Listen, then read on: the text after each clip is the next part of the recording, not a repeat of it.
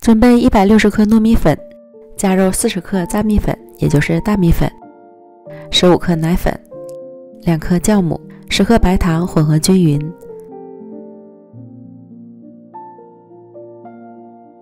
再倒入260克牛奶，边加边搅拌，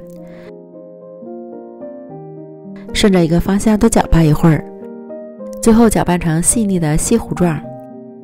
盖好保鲜膜，醒发1小时。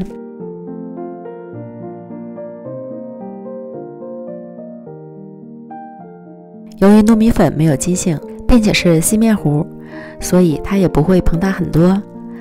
发酵好之后的面糊，表面出现密集的小气泡，像这样就可以了。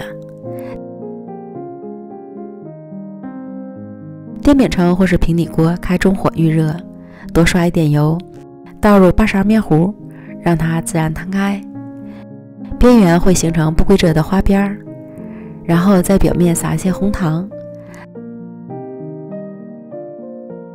等待边缘逐渐定型后，再淋上少许面糊，盖住红糖。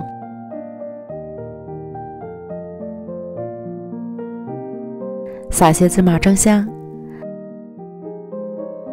等待表面的面糊稍有一些凝固，在翻面的时候不会流淌，这时再给它翻个面儿，看火候刚刚好，金黄金黄的颜色，看着就想吃。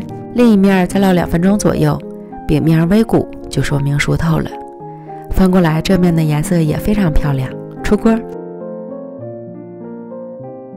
就连1年级的小学生都能动手做的奶香糯米饼，相信你也学会了吧？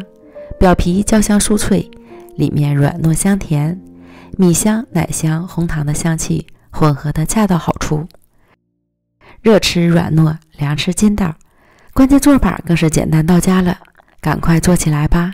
喜欢的朋友要记得收藏哦，否则下次就很容易找不到了。美食天天更新，咱们明天见，拜拜。